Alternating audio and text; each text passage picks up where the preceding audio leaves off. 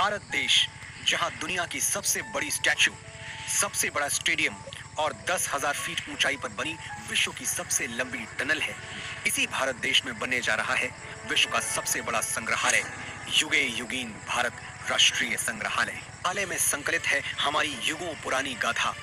कौन थे हमारे पूर्वज जिन्होंने इस प्राचीन संस्कृति की नींव रखी, जिनके मार्गदर्शन में वैभवशाली सभ्यता का विकास हुआ, जिनके संरक्षण में ज्ञान विज्ञान की अतुल संपदा विकसित हुई और जिन्होंने भारतीय स्वतंत्रता संग्राम का इतिहास रचा।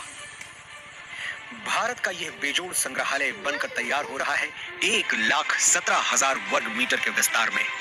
इस ऐतिहासिक धरोहर के दोनों खंडों के 950 कक्षों में संकलित की जा रही है लगभग 5,000 वर्ष पुरानी भारत की अतुल सांस्कृतिक ज्ञान संपदा।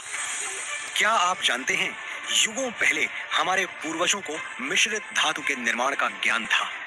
प्राचीन भारतीय धातु विज्ञान के प्रतीक रूप ऐसे ही एक द्वार से प्रवेश करके आरंभ करते हैं भारत खंड की अभूतपूर्व यात्रा।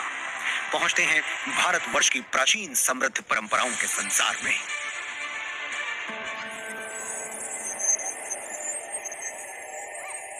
आश्चर्य होता है कि युगों पहले भारत में सुनियोजित नगर व्यवस्था विकसित हो चुकी थी। हम बात कर रहे हैं सिंधु सरस्वती सभ्यता की। क्या कभी सोचा है कि क्यों भारत में पर्वतों, समुद्रों, नदियों और पेड़ों की पूजा होती रही है? क्योंकि हजारों साल पहले भी हमारे विद्वान जानते थे कि जिन पंच तत्वों से सृष्टि का निर्माण हुआ, उन्हीं से सभी प्राणियों की रचना हुई। हजारों वर्ष पूर्व भारत की चारों दिशाओं में पीठों की स्थापना की गई थी, जिसने पूरे राष्ट्र को एक सूत्र में बांधा था। वेदों उपनिषदों में केवल आध्यात्मिक ही नहीं, राजनैतिक, सामाजिक, आर्थिक, ज्योतिष और विज्ञान जैसे सभी क्षेत्रों का ज्ञान समाहित है। यही नहीं, ऋग्वेद में त्वचा रोग विशेषज्ञ विदुषी अपाला का वर्णन मिलता है।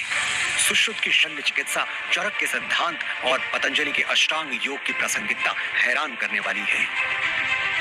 विश्वविद्यालयों का प्रचलन भारत में 2000 वर्ष से भी पहले से था। तक्षशिला, नालंदा और विक्रमशिला जैसे अनेक विश्वविद्यालयों को पूरे विश्व में ख्याति प्राप्त थी।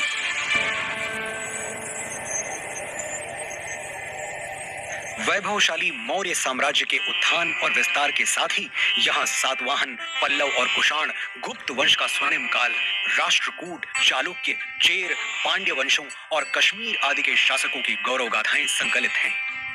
सोने की चिड़िया भारत का वैभवशाली गुप्त वंश हो या दक्षिण भारत के चोल, चेर, पांड्य वंश, सभी के व्यापारिक संबंध पश्चिम में मिस्र, ग्रीस और रोम तक फैले थे।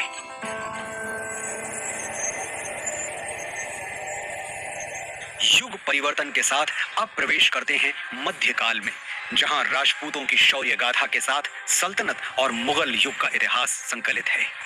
चौहान, प्रतिहार, परमार, सोलंकी, सिसोदिया और राजपूत राजाओं की केवल शौर्य गाथाएं ही प्रसिद्ध नहीं थीं, बल्कि उनके संरक्षण में कला, शिल्प, संस्कृति का भी अभूतपूर्व विकास हुआ। राजपूतों, मराठों और मुगल शासकों के ही युग में उत्तर पूर्वी भारत में अहोम शासन और दक्षिण में विजयनगर साम्राज्य का समृद्ध वास्तुशिल्प देखते हुए होयसल, यादव, मराठा शासकों का इतिहास देखते हुए अगले पड़ाव की ओर बढ़ते हैं।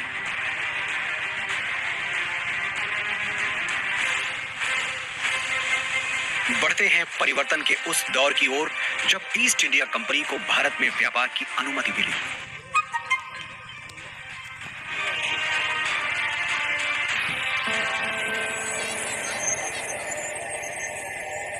5वें जोन में देखिए कैसे प्लासी और बक्सर की लड़ाइयों के साथ शुरू हुआ औपनिवेशिक शासन का विस्तार। 1760 से ही देश के सन्यासियों और फकीरों ने ब्रिटिश ईस्ट इंडिया कंपनी से आजादी पाने के लिए ऐसा मोर्चा संभाला जिसे कंपनी 40 साल तक दबा नहीं सकी। और 1857 के प्रथम स्वतंत्रता संग्राम के बाद हर वर्ग के लोग अपने अपने ढंग से आजादी की लड़ाई में आहुति देने उतर पड़े। लगभग 2 शताब्दी लंबे भारत के स्वाधीनता संग्राम की गाथाएं यहाँ संकलित हैं।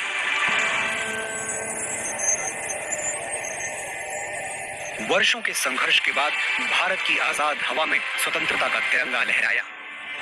सच है कि स्वतंत्र भारत के आगे अनेक आर्थिक, सामाजिक चुनौतियां थीं।